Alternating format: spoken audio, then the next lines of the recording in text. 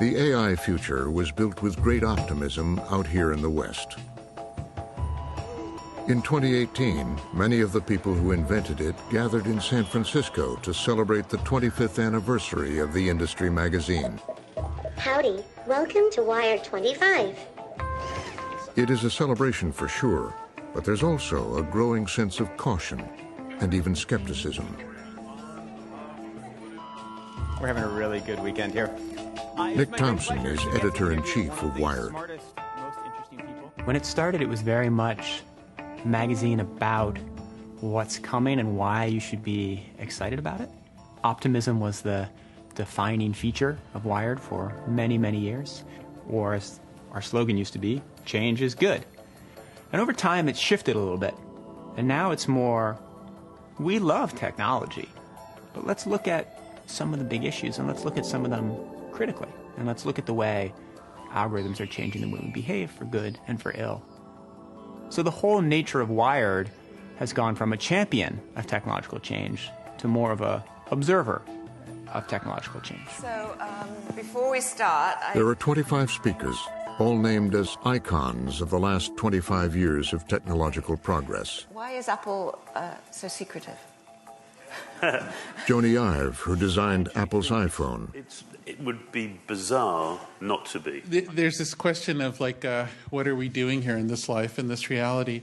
Jaron Lanier, who pioneered virtual reality. Cutting edge of the next. And Jeff Bezos, the founder of Amazon. Amazon was a garage startup. Now it's a very large company. Two kids in a dorm. His message is, all will be well in the new world. I guess, first of all, I remain incredibly optimistic about technology. And technologies always are two-sided, but that's not new. That's always been the case. And we will figure it out. The last thing we'd ever want to do is stop the progress of new technologies, even when they are dual use. But, says Thompson, beneath the surface, there's a worry most of them don't like to talk about. There are some people in Silicon Valley who believe that you just have to trust the technology. Throughout history, there's been a complicated relationship between humans and machines. We've always worried about machines, and it's always been fine. And we don't know how AI will change the labor force, but it will be okay. So that argument exists. There's another argument, which is what I think most of them believe deep down, which is this is different. We're going to have labor force disruption like we've never seen before. And if that happens, will they blame us? There is, however, one of the Wired 25 icons willing to take on the issue. On stage, Kai-Fu Lee dispenses with one common fear. Well, I think there's so many myths out there. I think one myth is that because AI is so good at a single task, that one day we'll wake up and we'll all be enslaved or forced to plug our brains to the AI. But it is nowhere close to displacing humans. But in interviews around the event and beyond, he takes a decidedly contrarian position on AI and job loss. The AI giants want to paint a rosier picture because they're happily making money. So I think they prefer not to talk about the negative side. I believe about 50% of jobs will be somewhat or extremely threatened by AI in the next 15 years or so. Kai-Fu Lee also makes a great deal of money from AI. What separates him from most of his colleagues is that he's frank about its downside. Yes, we've made about 40 investments in AI. I think based on these 40 investments, most of them are not impacting human jobs. They're creating value, making high margins, inventing a new model. But I could list 7 or 8 that would lead to a very clear displacement of human jobs.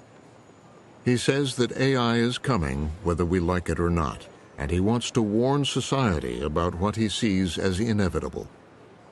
You have a view which I think is different than many others, which is that AI is not going to take blue-collar jobs so quickly, but is actually going to take white-collar jobs. Yeah. Well, both will happen. AI will be, at the same time, a replacement for blue-collar, white-collar jobs, and be a great symbiotic tool for doctors, lawyers, and you, for example. But the white-collar jobs are easier to take because they're a pure quantitative analytical process. Let's say reporters, traders, telemarketing, telesales, customer service. Analysts? Analysts, yes. These can all be replaced just by a software. To do blue collar, some of the work requires, hand-eye coordination, things that machines are not yet good enough to do. Today, there are many people who are ringing the alarm. Oh my God, what are we going to do? Half the jobs are going away. I believe that's true. But here's the missing fact. I've done the research on this, and if you go back 20, 30, or 40 years ago, you will find that 50% of the jobs that people performed back then are gone today. Where are all the telephone operators, bowling pin setters, elevator operators? They used to have seas of secretaries in corporations that have now been eliminated, travel agents. You can just go through field after field after field. That same pattern has recurred many times throughout history with each new wave of automation. But I would argue that history is only trustable if it is multiple repetitions of similar events, not once in a blue moon occurrence. So over the history of many tech inventions, most are small things. Only maybe 3 are at the magnitude of AI revolution. The steam engine, electricity, and the computer revolution. I'd say everything else is too small. And the reason I think it might be something brand new is that AI is fundamentally replacing our cognitive process in doing a job in its significant entirety. And it can do it dramatically better. This argument about job loss in the age of AI was ignited 6 years ago amid the gargoyles and spires of Oxford University.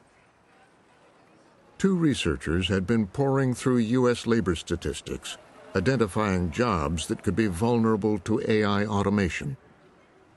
Well, vulnerable to automation in the context that we discussed 5 years ago now essentially meant that those jobs are potentially automatable over an unspecified number of years. And the figure we came up with was 47%. 47%. That number quickly traveled the world in headlines and news bulletins. But authors Carl Frey and Michael Osborne offered a caution. They can't predict how many jobs will be lost or how quickly. But Frey believes that there are lessons in history. And what worries me the most is that there is actually one episode that looks quite familiar to today, which is the British Industrial Revolution, where wages didn't grow for 9 decades, and a lot of people actually saw living standards decline as technology progressed. Saginaw, Michigan knows about decline in living standards. Harry Cripps, an auto worker and a local union president, has witnessed what 40 years of automation can do to a town. We're one of the cities in the country that I think we were left behind in this recovery. And I don't know how we get on the bandwagon now. Once this was the UAW hall for one local union. Now, with falling membership, it's shared by 5 locals. Rudy didn't get his yet. This day, it's the center for a Christmas food drive. Even in a growth economy, unemployment here is near 6%. Poverty in Saginaw Steve, you got one more coming. Is over 30%. Okay. Our factory has about 1.9 million square feet. Back in the 70s, that 1.9 million square feet had about 7,500 UAW automotive workers making a middle-class wage with decent benefits and able to send their kids to college and do all the things that the middle-class family should be able to do. Our factory today, with automation, would probably be about 700 United Auto Workers. That's a dramatic change. A lot of union brothers used to work there, buddy. Yep, TRW plant. That was unfortunate. Delphi, looks like they're starting to tear it down now. Wow. Automation is definitely taking away a lot of jobs. Robots, I don't know how they buy cars. I don't know how they buy sandwiches. I don't know how they go to the grocery store. They definitely don't pay taxes with search the infrastructure. So you don't have the sheriffs and the police and the firemen and anybody else that supports the city is gone because there's no tax base. Robots don't pay taxes. The average personal income in Saginaw is $16,000 a year. A lot of the families that I work with here in the community, both parents are working. They're working 2 jobs. Mainly it's the wages, you know, people not making a decent wage to be able to support a family. Like back in the day, my dad even worked at the plant. My mom stayed home, raised the children, and that give us opportunity to put food on the table and things of that nature. And them times are gone. If you look at this graph of what's been happening to America since the end of World War II, you see a line for our productivity, and our productivity gets better over time. It used to be the case that our pay, our income, would increase in lockstep with those productivity increases. The weird part about this graph is how the income has decoupled, is not going up the same way that productivity is anymore. As automation has taken over, workers are either laid off or left with less skilled jobs for less pay, while productivity goes up. There are still plenty of factories in America. We are a manufacturing powerhouse. But if you go walk around an American factory, you do not see long lines of people doing repetitive manual labor. You see a whole lot of automation. If you go upstairs in that factory and look at the payroll department, you see 1 or 2 people looking into a screen all day. So the activity is still there, but the number of jobs is very, very low because of automation and tech progress. Now, dealing with that challenge and figuring out what the next generation of the American middle class should be doing is a really important challenge, because I'm pretty confident that we are never again going to have this large, stable, prosperous middle class doing routine work. Evidence of how AI is likely to bring accelerated change to the U.S. workforce can be found not far from Saginaw. This is the U.S. headquarters for one of the world's largest builders of industrial robots, a Japanese-owned company called Fanuc Robotics. We've been producing robots for well over 35 years, and you can imagine over the years they've changed quite a bit. We're utilizing the artificial intelligence to really make the robots easier to use and be able to handle a broader spectrum of opportunities. We see a huge growth potential in robotics, and we see that growth potential as being really there's 90% of the market left. The industry says optimistically that with that growth, they can create more jobs. Even if there were 5 people on a job and we reduced that down to 2 people because we automated some level of it, we might produce 2 times more parts than we did before because we automated it. So now there might be the need for 2 more fork truck drivers or 2 more quality inspection personnel. So although we reduce some of the people, we grow in other areas as we produce more things. When I increase productivity through automation, I lose jobs. Jobs go away, and I don't care what the robot manufacturers say. You aren't replacing those 10 production people that robot is now doing that job with 10 people. You can increase productivity to a level to stay competitive with the global market. That's what they're trying to do. In the popular telling, blame for widespread job loss has been aimed overseas at what's called offshoring. We want to keep our factories here. We want to keep our manufacturing here. We don't want them moving to China, to Mexico, to Japan, to India, to Vietnam. But it turns out most of the job loss isn't because of offshoring. There's been offshoring, and I think offshoring is responsible for maybe 20% of the jobs that have been lost. I would say most of the jobs that have been lost, despite what most Americans think was due to automation or productivity growth. Mike Hicks is an economist at Ball State University in Muncie, Indiana. He and sociologist Emily Warnell have been documenting employment trends in Middle America. Hicks says that automation has been a mostly silent job killer, lowering the standard of living. So in the last 15 years, the standard of living has dropped by 10 to 15%. So that's unusual in a developed world. A one-year decline is a recession. A 15-year decline gives an entirely different sense about the prospects of a community. And so that is common from the Canadian border to the Gulf of Mexico and the middle swath of the United States. Something we're going to do for you guys. These were left over from our suggestion drive that we did.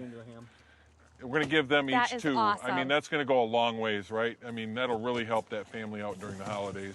Yes, well, with the kids home from school, the families have 3 meals a day that they got to put on the table, so it's going to make a big difference. So, thank you guys. You're this welcome. is wonderful.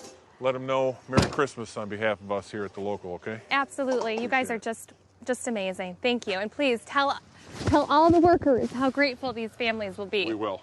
I mean, this is not a small problem. The need is so great, and I can tell you that it's all races, it's all income classes that you might think someone might be from, but I can tell you that when you see it and you deliver this type of gift to somebody who is in need, just the gratitude that they show you is incredible. We actually know that people are at greater risk of mortality for over 20 years after they lose their job due to no fault of their own, so something like automation or offshoring. They're at higher risk for cardiovascular disease. They're at higher risk for depression and suicide. But then with the intergenerational impacts, we also see their children are more likely, children of parents who have lost their job due to automation are more likely to repeat a grade, they're more likely to drop out of school, they're more likely to be suspended from school, and they have lower educational attainment over their entire lifetimes. It's the future of this, not the past, that scares me, because I think we're in the early decades of what is a multi-decade adjustment period. The world is being reimagined. This is a supermarket. Robots guided by AI pack everything from soap powder to cantaloupes for online consumers. Machines that pick groceries, machines that can also read reports, learn routines and comprehend, are reaching deep into factories, stores, and offices. At a college in Goshen, Indiana, a group of local business and political leaders come together to try to understand the impact of AI and the new machines. Molly Kinder studies the future of work at a Washington think tank. How many people have gone into a fast food restaurant and done a self-ordering? Anyone? Yes? Panera, for instance, is doing this. Cashier was my first job, and where I live in Washington, D.C., it's actually the #1 occupation for the greater D.C. region. There are millions of people who work in cashier positions. This is not a futuristic challenge. This is something that's happening sooner than we think. In the popular discussions about robots and automation and work, almost every image is of a man on a factory floor or a truck driver. And yet, in our data, when we looked, women disproportionately hold the jobs that today are at highest risk of automation. And that's not really being talked about. And that's in part because women are overrepresented in some of these marginalized occupations, like a cashier or a fast food worker, and also in large numbers in clerical jobs in offices, HR departments, payroll, finance. A lot of that is more routine, processing information, processing paper, transferring data.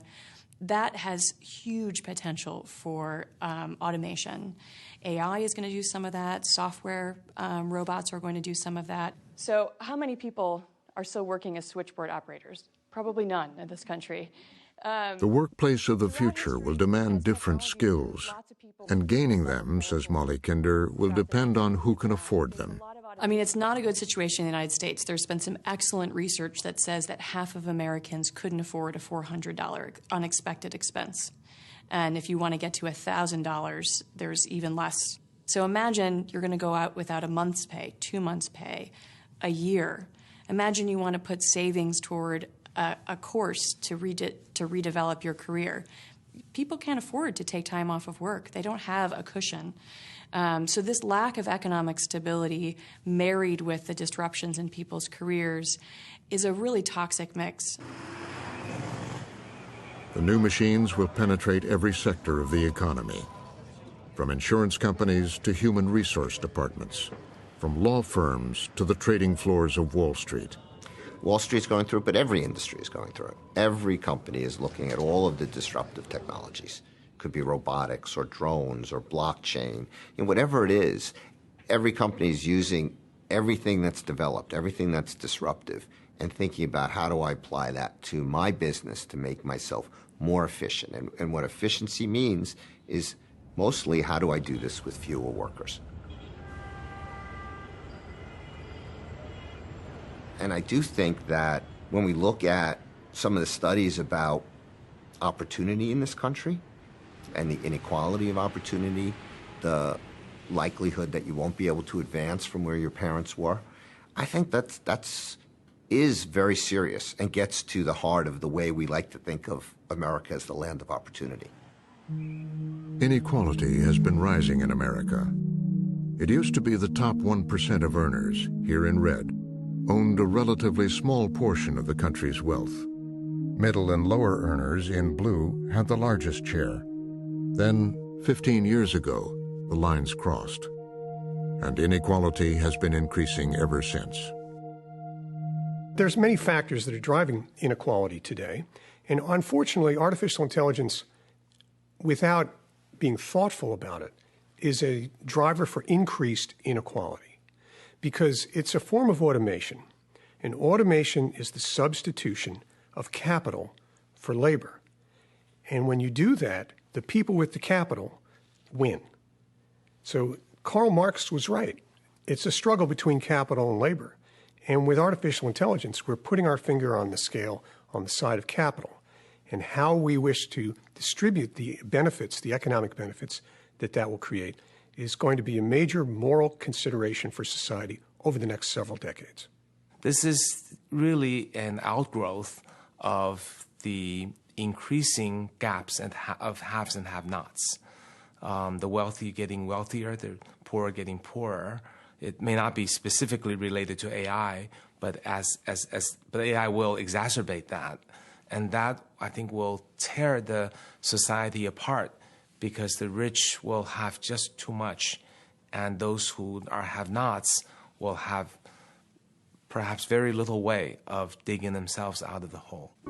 And with the AI making its impact, it'll be worse, I think.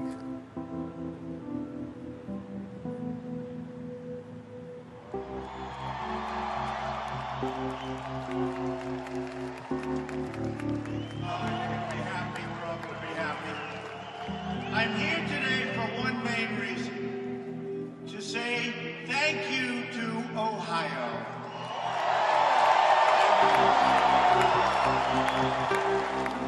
I think the Trump vote was a protest. I mean, that for whatever reason, whatever the hot button was that, that really hit home with these Americans that voted for him, it was a protest vote. And they didn't like the direction things were going.